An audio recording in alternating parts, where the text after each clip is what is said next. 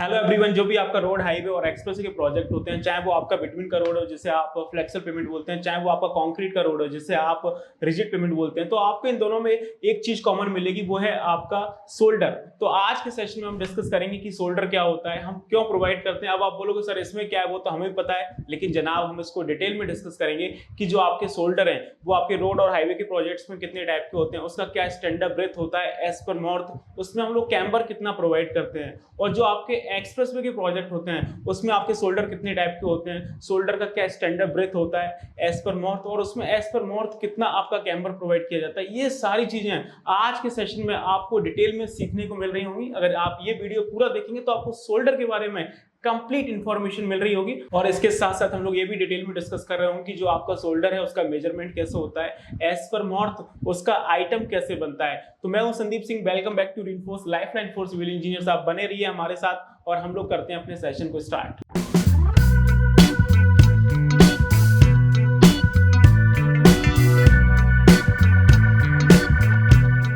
तो सबसे पहले हम बात करते हैं सोल्डर क्या होता है। वैसे तो आप सभी को पता होगा, लेकिन मैं आपको यहाँ पे सिंपल भाषा में ब्रीफ कर देता हूँ कि आपका सोल्डर क्या होता है। सोल्डर क्या होता है, जो आपका कैरेज वे है उसके बाहर जो आप स्पेस देखेंगे वो आपका सोल्डर कहलाता है। तो जो आप रोड पे व्हाइट कलर की पट्टी देखते हैं तो उससे बाहर निकलेंगे तो जो आपका स्पेस है वो आपका सोल्डर कहलाता है, जो कि ऐसे सर्विस लेन काम करता है, ऐसे इमरजेंसी लेन काम करता है। जो आपका कैरेज वे है वो आपका गाड़ी चलाने के लिए बनाया गया है, जो आपके व्हीकल्स है उनको चलाने के लिए बनाया गया है। आप कैरेज वे के ऊपर गाड़ी रोक नहीं सकते हैं। यदि आप कैरेज वे के ऊपर गाड़ी रोकेंगे तो आपका चालान कट सकता है और आपका एक्सीडेंट भी हो सकता है, कोई पीछे से ठोक के चला जाएगा।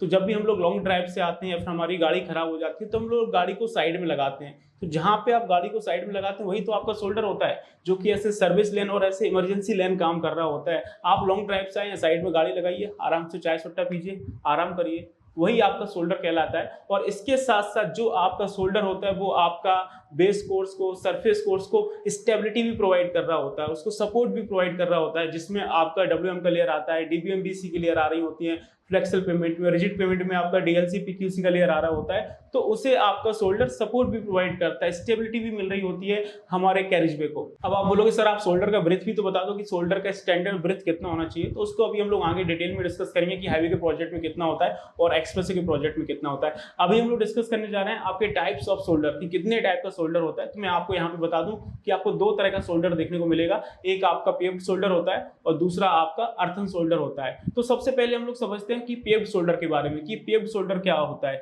तो उसके नाम से पता चल रहा है, पेव्ड सोल्डर मींस कि जिस मटेरियल से हम लोग कैरेज बना रहे हैं तो उसी सेम मटेरियल से आपका सोल्डर बन जाएगा, वो आपका पेव्ड सोल्डर कहलाएगा। बस वो आपका अर्थन मटेरियल का नहीं होना चाहिए। जैसे आपका कैरेज पे आपका बिटवीन का बना हुआ है, आसफाल्ट कंक्रीट का बना हुआ है, डामर का बना हुआ है, तो आपका जो सोल्डर है वो भी आपका डामर का हो जाएगा, तो वो पेव्ड सोल्डर कहलाएगा। यदि आपने कैरेज पे रिजिड पेमेंट का बनाया हुआ है यानी सीमेंट कंक्रीट का बनाया हुआ है तो आपका जो सोल्डर है वो भी आपका सीमेंट कंक्रीट का हो जाएगा। तो इसको हम बोलते हैं पेव्ड सोल्डर। यानी जिस मटेरियल से आपने कैरेज बनाया उस सेम मटेरियल से आप सोल्डर बनाएंगे तो क्या कहलाएगा, आपका पेव्ड सोल्डर कहलाएगा, जो कि आपको कैरेज वे के जस्ट बगल में देखने को मिलता है। नेक्स्ट आपका आता है अर्थन सोल्डर। तो इसके नाम से ही पता चल रहा है, ऐसा सोल्डर जिसको हम अर्थन मटेरियल से बना रहे हैं, आपका मिट्टी से बना रहे हैं या फिर जो आपका ग्रेनुलर मटेरियल है उससे बना रहे हैं, वो आपका क्या कहलाता है, आपका अर्थन सोल्डर कहलाता है। तो जहां पे आपका पेव्ड सोल्डर खत्म होता है उसके बाद आपका अर्थन सोल्डर शुरू हो जाता है। तो ये तो सिंपल सा, इसमें कुछ नहीं है। आपका मिट्टी का सोल्डर है वो आपका क्या कहलाएगा, अर्थन सोल्डर कहलाएगा। अब आगे चलते हैं, इसको डिटेल में डिस्कस करते हैं कि रोड हाईवे के प्रोजेक्ट्स में आपका सोल्डर कितना होता है और एक एक्सप्रेसवे के प्रोजेक्ट में सोल्डर कितना होता है। तो आप यहाँ पे देख सकते हैं,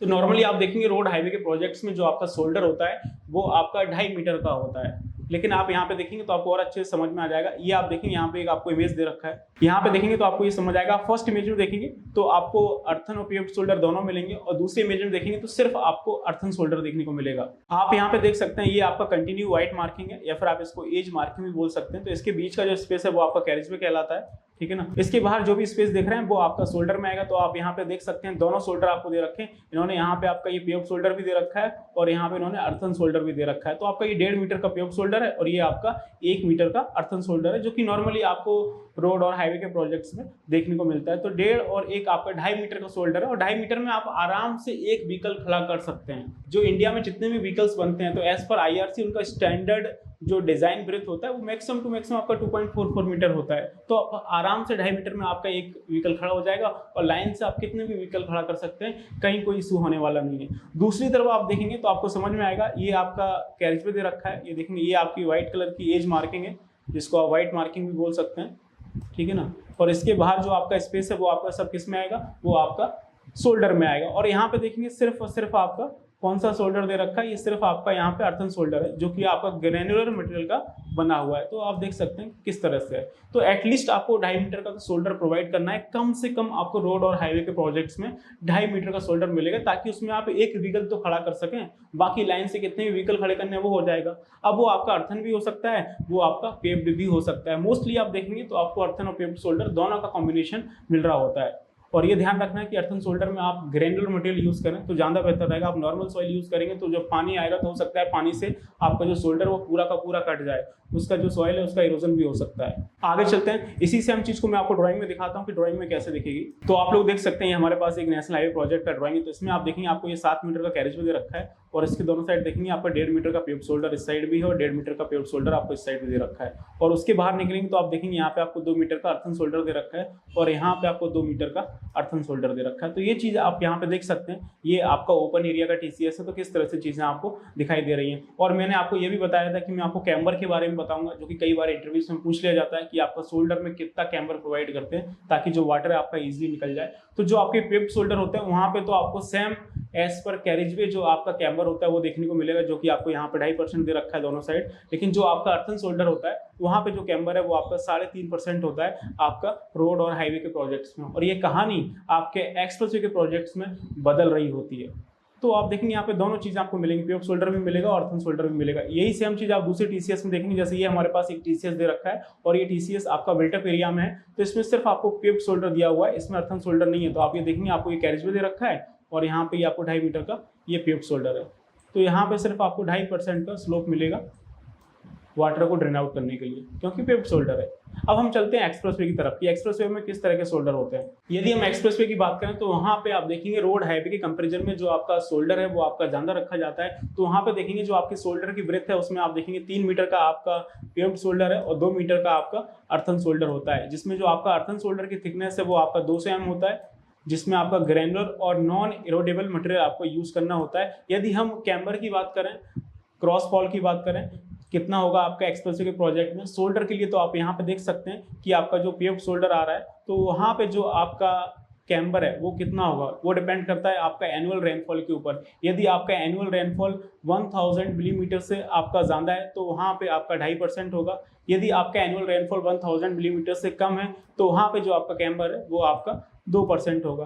तो एक्सप्रेसवे के प्रोजेक्ट्स में जो आपका कैम्बर है वो आपका एनुअल रेनफॉल के ऊपर डिपेंड करता है, चाहे वो आपका कैरेजवे हो, चाहे वो आपका दूसरे अदर कंपोनेंट्स हो, जैसे आपका एज स्ट्रिप हो गया, फ्लस मीडियन हो गया या फिर आपका अर्थन शोल्डर हो गया।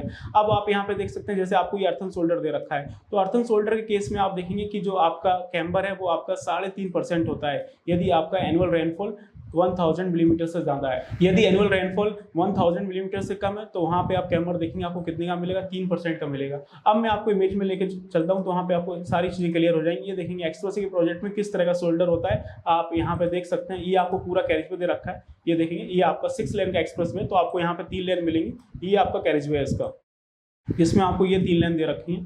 ये आपका फर्स्ट लेन है, ये सेकेंड लेन है और ये थर्ड लेन है, ठीक है ना। बाकी यहाँ पे आपको ये सारा का सारा आपको शोल्डर दे रखा है। तो आप ये देखेंगे जैसे ही आप ये कंटिन्यू वाइट मार्किंग से बाहर निकलेंगे, एज मार्किंग से बाहर निकलेंगे तो सारा स्पेस आपका शोल्डर में आता है। तो यहाँ पे देखेंगे आपको इन्होंने पेव्ड शोल्डर दे रखा है जो कि आपका 3 मीटर का है, और यहाँ पे देखेंगे आपको ये अर्थन शोल्डर दे रखा है, ये आपका 2 मीटर का है, जो कि आपको एक्सप्रेसवे के प्रोजेक्ट में देखने को मिलता है। तो इस तरह से हमारे शोल्डर के स्पेसिफिकेशंस होते हैं, जो कि मैंने आपको समझाने की कोशिश की। अगर हम इसके आइटम की बात करें कि जो आपके शोल्डर हैं उसका आइटम कैसे बनता है, तो मैं आपकी जानकारी के लिए बता दूं, चाहे वो आपके अर्थन शोल्डर हो, चाहे वो आपके पेव्ड शोल्डर हो, इसका अलग से कोई आइटम नहीं बनता। यदि आप as per north specification standard बात करेंगे तो जो आपके शोल्डर है उसका अलग से हम कोई आइटम नहीं बनाते हैं। जो आपका पेव्ड शोल्डर होता है, तो जो आपका पेव्ड शोल्डर होता है उसका आइटम आपका कैरेज में भी बन जाता है।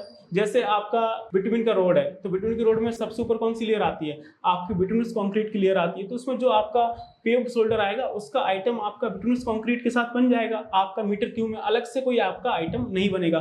उसी तरह से आपकी जो कंक्रीट की रोड होती है तो उसमें सबसे ऊपर क्या आता है, आपका पीक्यूसी आता है, पेमेंट क्वालिटी कंक्रीट आता है। तो इसमें जो आपका पेव्ड शोल्डर आएगा जो आप स्क्रीन पर देख सकते हैं, तो उसका आइटम है वो आपका पीक्यूसी के साथ मीटर क्यूब बन जाएगा। वहीं पे यदि हम अर्थन शोल्डर की बात करें तो अर्थन शोल्डर का जो आइटम है वो आपका एस पर मॉर्थ आपका सबग्रेड के साथ बन रहा होता है, क्योंकि सबग्रेड में भी हम लोग सॉइल यूज करते हैं, तो आपका अर्थन शोल्डर में भी आपका सॉइल यूज होता है। तो जो आपका शोल्डर है, अर्थन शोल्डर है, उसका आइटम आपका सबग्रेड के साथ मीटर क्यूब बन रहा होता है एस पर मॉर्थ। और हाँ दोस्तों, आप इसी तरह से रोड, हाईवे और एक्सप्रेस के बारे में डिटेल में सीखना चाहते हैं तो मैं आपके लिए लेके आया हूँ हाईवे प्रोजेक्ट की क्वांटिटी सर्विंग और बिलिंग के ऑनलाइन लाइव सेशन, जो कि 15 जून से हमारे एप्लीकेशन रेनफोर्स में शाम को 8:30 से 9:30 में लाइव होंगे, जिसे आप गूगल प्ले स्टोर पर जाकर डाउनलोड कर सकते हैं। अदरवाइज नीचे डिस्क्रिप्शन में लिंक मिल जाएगा, वहां पर जाके आप डाउनलोड कर सकते हैं। ये पूरा 45 डेज का लाइव ट्रेनिंग प्रोग्राम होगा, जिसमें डेली 1 घंटे में आपके साथ लाइव आके जो आपके नेशनल हाईवे के प्रोजेक्ट्स होते हैं, जो आपके एक्सप्रेस के प्रोजेक्ट्स होते हैं,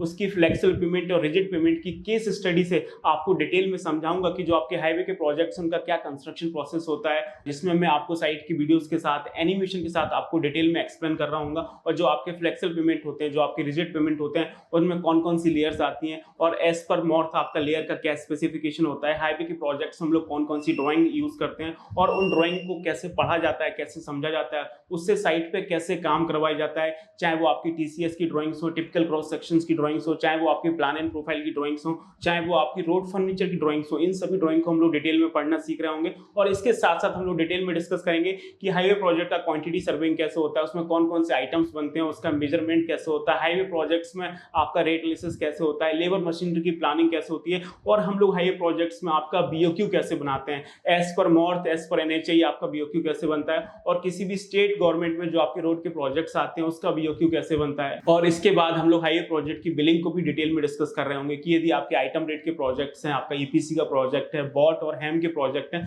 तो उसमें किस तरह से बिलिंग होती है। तो ये सारी चीजें आपको सीखने को मिलेंगी। तो आप एक बार हमारा एप्लीकेशन डाउनलोड करिए रेनफोर्स, जो कि गूगल प्ले स्टोर पे अवेलेबल है, और वहां पे आप देखेंगे तो हाईवे प्रोजेक्ट की क्वांटिटी सर्वेइंग के लाइव सेशन में आपको पूरा 1.5 घंटे का फ्री डेमो सेशन मिलेगा। तो एक बार आप पूरा डेमो सेशन देखिए। यदि आपको डेमो सेशन देख के अच्छा लगे कि नहीं ये ट्रेनिंग प्रोग्राम आपके कैरियर में वैल्यू एडिशन करेगा, आपके कैरियर में जे कर्व लेके आएगा, आपको कुछ नई स्किल्स सीखने को मिलेंगी ताकि आपकी इस इंडस्ट्री में ग्रोथ हो सके, तो आप इस ट्रेनिंग प्रोग्राम में एनरोल कर सकते हैं, जो कि 15 जून से स्टार्ट हो रहा है शाम को 8:30 बजे। तो जाइए आप एक बार फ्री डेमो सेशन देखिए। तो आई होप आपको समझ में आया होगा कि किस तरह से आपके शोल्डर के स्पेसिफिकेशंस होते हैं, आपके एस पर मॉर्थ, और उसकी क्या डायमेंशंस वगैरह होती है, वो मैंने आपको समझाने की कोशिश की। यदि आपको ये वीडियो अच्छा लगा हो तो आप इसे लाइक करिए, अपने फ्रेंड्स के साथ शेयर करिए, और हाँ आप लोग चाहें तो कमेंट करके भी बता सकते हैं कि आप किस टॉपिक के ऊपर वीडियो देखना चाहते हैं, तो आने वाले समय में हम उस टॉपिक के ऊपर वीडियो भी बना रहे होंगे। बाकी मिलते हैं नेक्स्ट वीडियो में। Till then keep learning, keep exploring. Thank you so much.